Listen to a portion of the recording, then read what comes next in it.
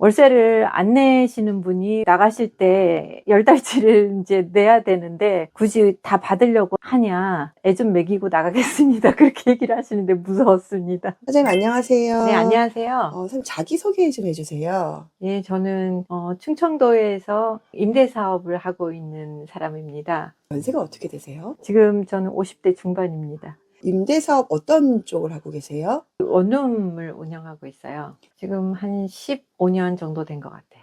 어떻게 하다가 이 사업을 시작하시게 되신 거예요? 그때는 얼떨결에 그냥 제가 시작을 했었거든요. 제가 집 수리를 하거나 꾸미는 쪽에 관심이 좀 있었는데 마침 어떻게 시작을 하게 됐는데 저한테 너무 잘 맞는 일이더라고요. 그래도 이 원룸은 규모가 크잖아요. 하시기가 조금 힘드셨을 것 같은데 특별한 계기가 있으셨을까요? 그냥 닥쳐서 하게 됐거든요. 이게 경제적으로 제가 수입이 별로 없었고 그래서 이제 그 수입을 만드는 구조를 하고 싶어서 제가 이제 아이들이 한 중학교 들어갈 때쯤 그때 이 일을 시작을 하게 된 것 같아요. 오히려 목돈이 들어가는 일 아닐까요? 그거는 맞죠. 근데 처음에는 그렇게 큰 돈이 들어가지는 않고 건물 전체 가격이 필요하다고 했으면 제가 시작을 못 했을 건데 그게 방법이 있더라고요. 대출과 전세금을 끼고 그 건물을 매입을 하게 되면 적은 돈으로도 시작은 할 수 있더라고요. 그 대신 처음에는 수입이 아주 적은 구조였다가 이제 열심히 노력하면은 다시 그 수입이 많이 늘어나는 구조로 가게 되더라고요. 그래서 처음에는 어려웠지만은 아무튼 시작을 하게 됐어요. 평범하게 사시다가 네. 거액 들어가는 매수 결정했을 때 무섭지 않으셨어요? 사실 그렇게 겁이 나진 않았었어요. 제가 아는 사람이 보니까는 그렇게 운영을 잘 하고 있더라고요. 그래서 '아 이게 어려운 게 아니구나.'라는 거를 그때 알아 가지고 '하면 되겠다.'라는 생각은 들었었어요. 시작하시기 전후에 어떤 음. 공부하셨어요? 사실은 공부는 안 했어요. 제가 부동산 자격증을 따려고 공부를 하다가 '이거 자격증이 문제가 아니구나. 얼른 건물을 사서 해 봐야 되겠구나. 이거 가능한 일이구나.' 이렇게 생각을 해서 한 달만 공부하다가 바꿨어요. 그때 비용 구조를 설명해 주실 수 있으실까요? 제가 한 5억 정도 되는 건물을 샀던 건데 그 대출을 1억 5천을 끼우고 전세금을 다 넣고 나머지 한 1억 정도는 지인한테 한 2년 안에 갚는다라는 조건으로 제가 빌렸어요. 그렇게 해서 운영을 하게 됐거든요. 건물 금액의 20% 정도만 현금이 있으면 되는 구조인가요? 그때는 그랬었어요. 근데 요즘에는 대출 액수가 그렇게 많이 나오지가 않기 때문에 지금은 조금 어려울 것 같기는 한데 그때는 그게 가능하기는 했었고 지금도 뭐 전혀 불가능하지는 않아요. 그 저렴한 건물들이 많이 있기 때문에 가능도 해요. 규모는 어느 정도 됐을까요? 그때 구입했었던 그 방은 방 하나가 한 5-6평 정도 되는 작은 방이었어요. 그리고 한 건물에 15개 정도. 층수는 3층.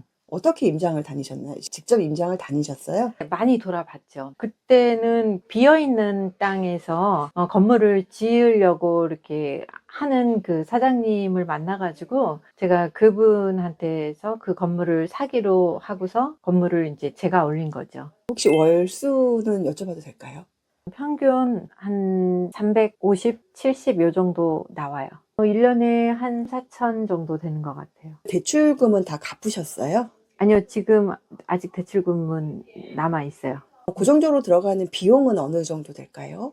그 대출 이자가 1 년에 500-600 정도 나간다고 보면 되고요.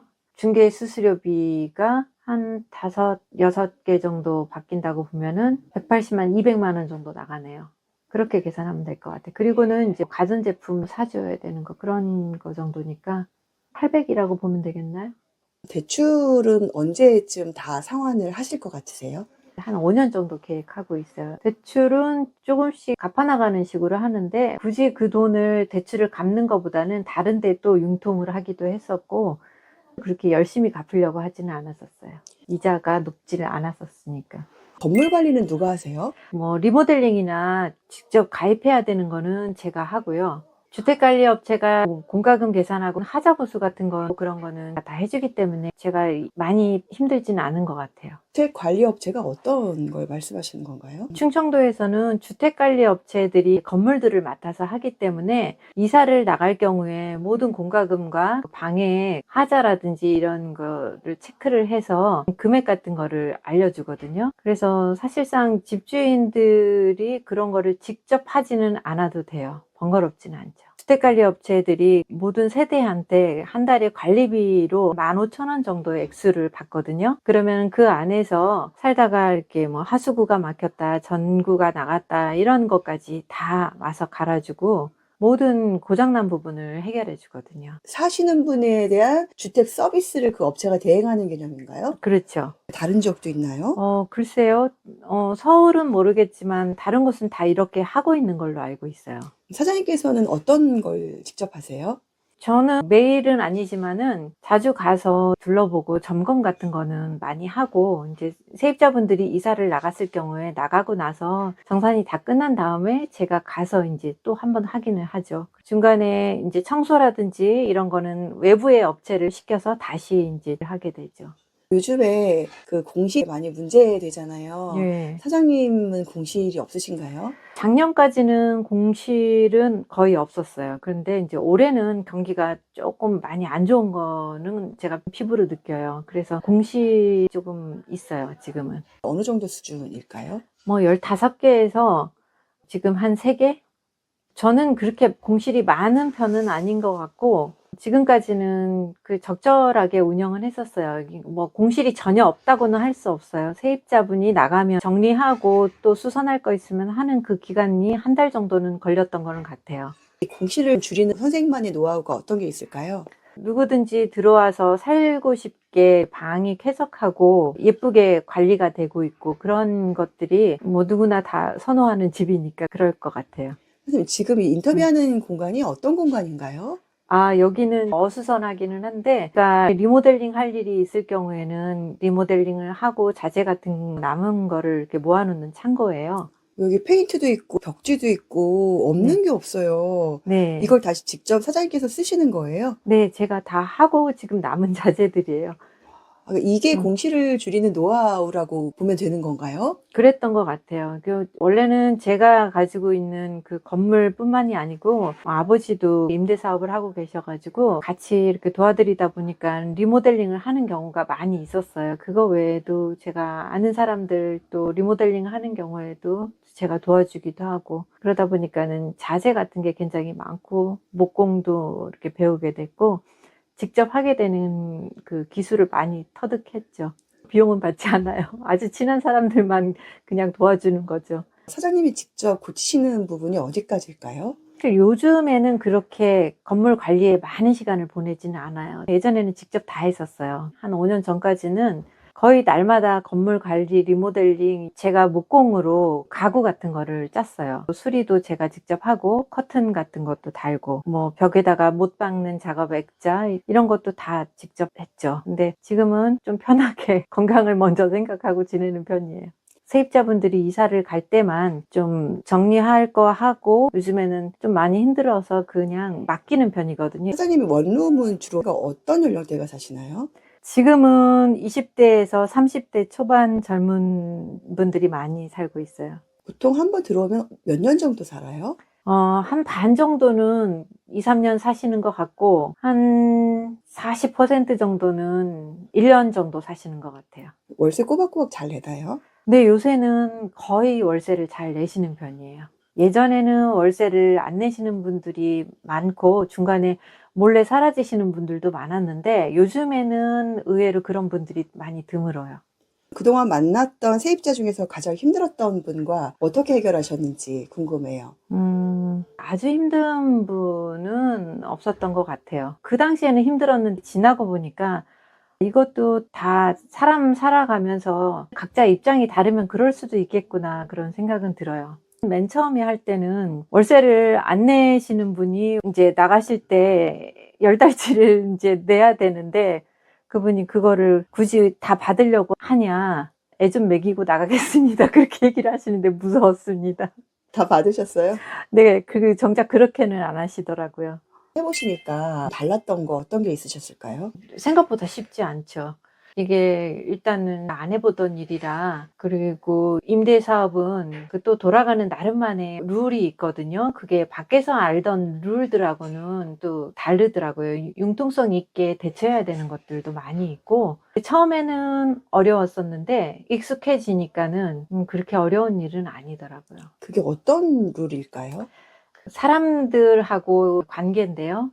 운영을 하다 보면은 컴플레인이 있고 그런 거를 처리해 줄 때 그 사람마다 성향도 많이 다르고 또 이게 법적으로 해석하는 게 세입자나 집주인 입장이 많이 다르거든요. 중개사들 입장이 다르고 그런 거를 잘 조절하는 게 쉽지는 않았었어요. 부동산 사장님하고도 관계를 잘 하셔야 되죠. 네. 부동산 사장님하고는 어떻게 관계를 맺어야 될까요?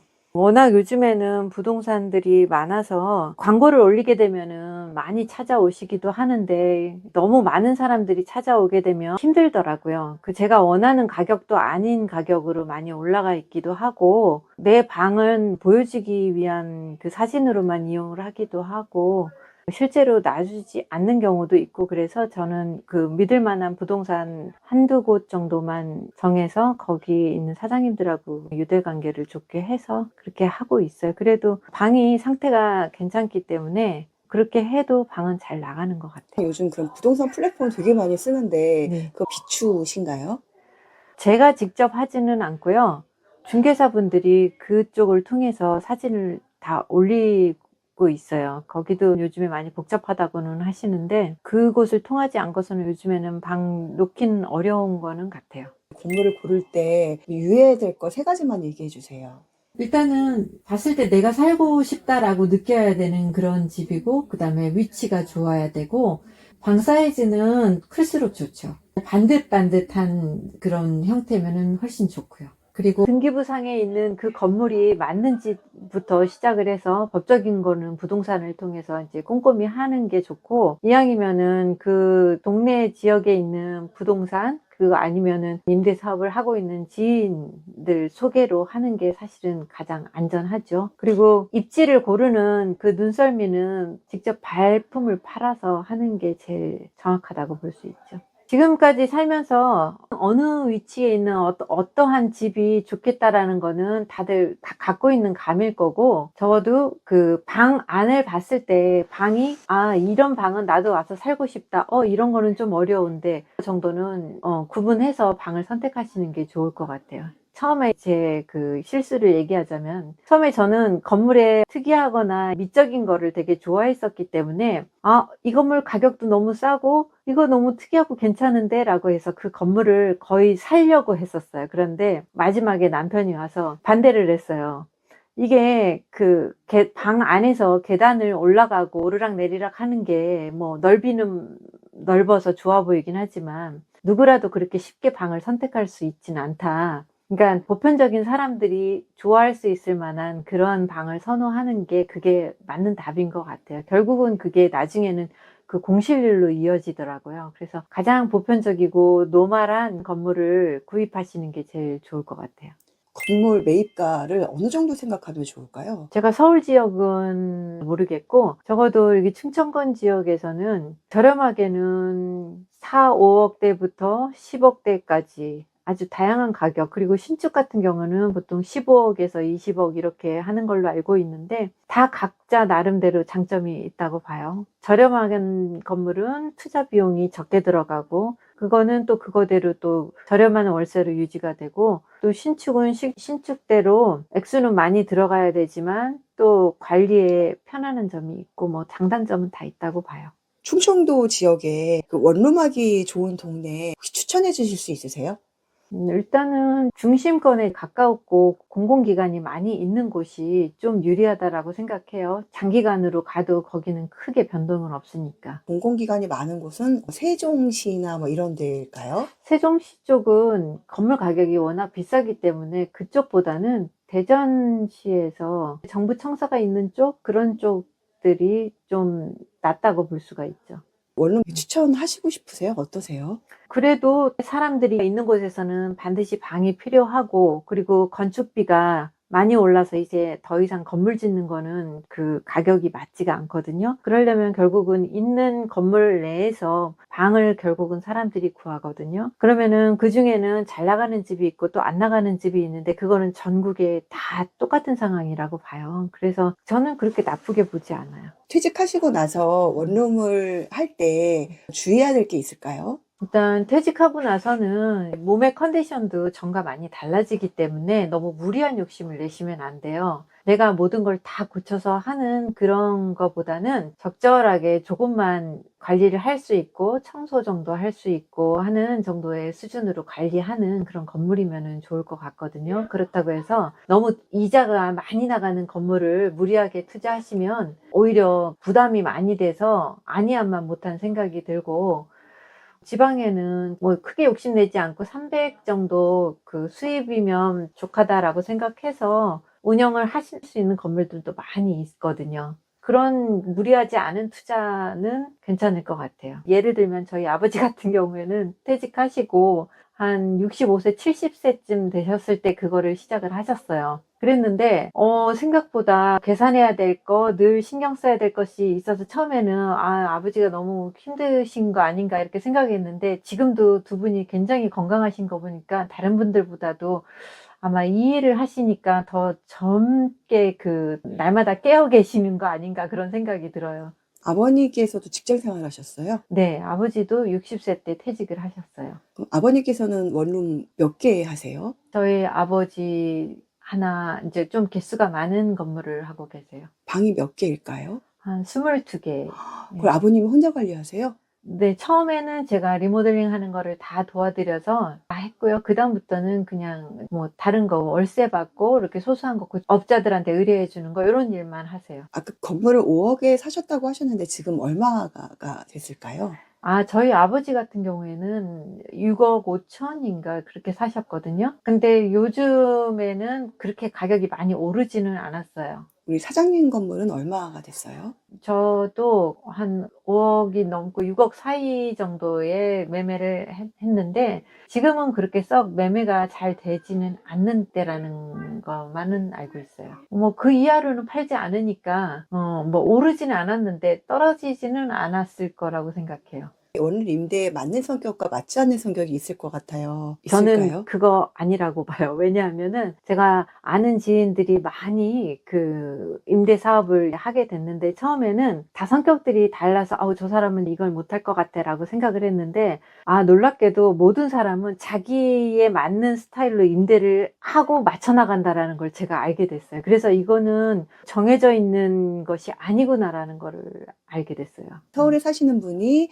지방에 원룸을 사서 멀리서 관리를 할 수가 있을까요? 그렇게도 가능은 해요. 왜냐하면 주택관리업체가 있기 때문에 주택관리업체에다가 비용을 지불하고 해달라고 부탁을 하게 되면 그것도 가능은 해요. 다만 주인분이 좀 답답한 부분이 있기는 할 것 같아요.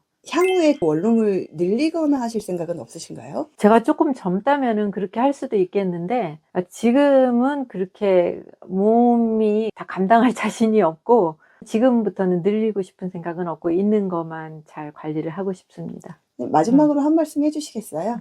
저는 일단 임대사업도 하기를 너무 잘했다고 생각이 들고, 또 하면서 제가 많은 것을 배웠어요. 일단 기술도 많이 배우고, 그리고 제가 해보고 싶었던 거를 그 원룸을 하면서 많이 그런 능력을 발휘를 해서 저는 그런 게 좋았고, 가장 좋았던 거는 하기 전에는 어떤 일을 하는 거에 대한 두려움 같은 것이 굉장히 많았다고 하면은 지금은 어떤 일을 하든지 두려움이 없어졌어요. 지금까지 이렇게 원룸 사업을 하는 그 경제적인 부분이나 기술적인 거 이런 거를 물어보셔서 제가 거기에 대해서 답을 그렇게 드리기는 했지만, 사실은 저는 여기서 배운 게 굉장히 많은 게, 이곳은 나와 똑같은 사람들이 와서 필요에 의해서 거주를 하는 공간을 내가 제공하는 일이거든요. 그게 사실은 가장 중요한 거고, 그리고 또 내가 그만큼 그 사람을 위해서 배려를 해준다면은 그거를 알아주고, 저는 그게 제일 보람이 있었던 것 같아요. 예를 들면 어제 저녁 같은 경우에도 세입자분이 12시 넘어서